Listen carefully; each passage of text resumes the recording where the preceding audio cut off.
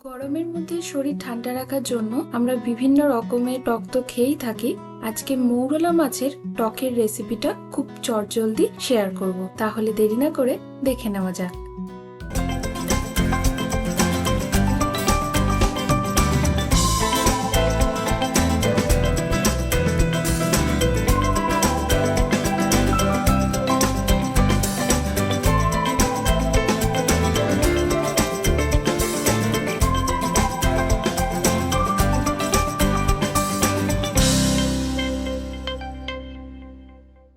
প্রথমে এখানে 500 গ্রাম ছোট মৌরলা মাছ এখানে নিয়ে নিয়েছি, যেটা ধুয়ে পরিষ্কার করে জল ঝরিয়ে নিয়েছিলাম। লবণ হাফ টেবিল স্পুন, 1 টিস্পুন হলুদ দিয়ে ভালো করে মাখিয়ে নেব।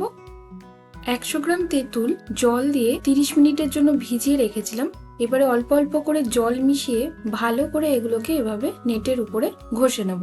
এতে কি হবে, বীজটা আর কোনো পরিমাণে আঁশ থাকলে আলাদা হয়ে যাবে।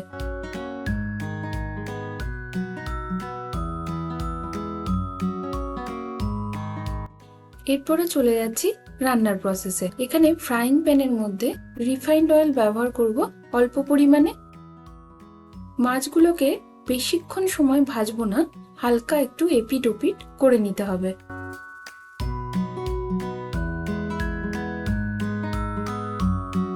টাটকা হলে কাঁচাও এই মাছ ব্যবহার করা যেতে পারে, ভাজার কোনো প্রয়োজন হয় না। ভাজা কমপ্লিট হয়ে গেছে। এরপরে চলে যাব পরবর্তী প্রিপারেশনে। ওই ফ্রাইং প্যানের মধ্যেই 1 থেকে 2 টেবিল স্পুন খুব অল্প পরিমাণে রিফাইন্ড অয়েল দিয়ে দিলাম। কয়েকটা শুকনো লঙ্কা আর 5 ফোড়ন ফোড়নের জন্য ব্যবহার করছি। শুকনো লঙ্কা 5 ফোড়ন থেকে গন্ধ ছেড়ে দিলেই দিয়ে দেব হাফ টিস্পুন হলুদ। তেঁতুলের যে পাল্পটা বের করেছিলাম ওটাও এখানে দিয়ে দিলাম। 5 মিনিটের মতো ফুটিয়ে নিয়েই ব্যবহার করছি চিনি। 3 টেবিল স্পুন এখানে চিনি অ্যাড করলাম। 1 টিস্পুন দিচ্ছি লবণ। আবার এটা একটুখানি জাল দিয়ে নেব যতক্ষণ না চিনিটা গলে যায়। মাছগুলো মিশিয়ে দিয়ে আরো খানিকক্ষণ আমরা ফুটিয়ে নেব যতক্ষণ না একটু থিকনেস ভাব চলে আসে। ফোটানো প্রায় কমপ্লিট হয়েই গেছে।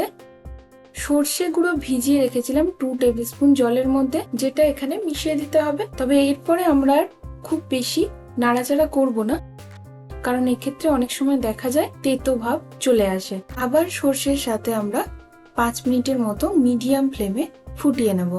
বেশি কোনো উপকরণ লাগেও না, অথচ গরমের মধ্যে খুবই উপকারী এই টক। এইভাবে একবার বানিয়ে দেখতে পারো, খুব সুন্দর এটা খেতে হয়।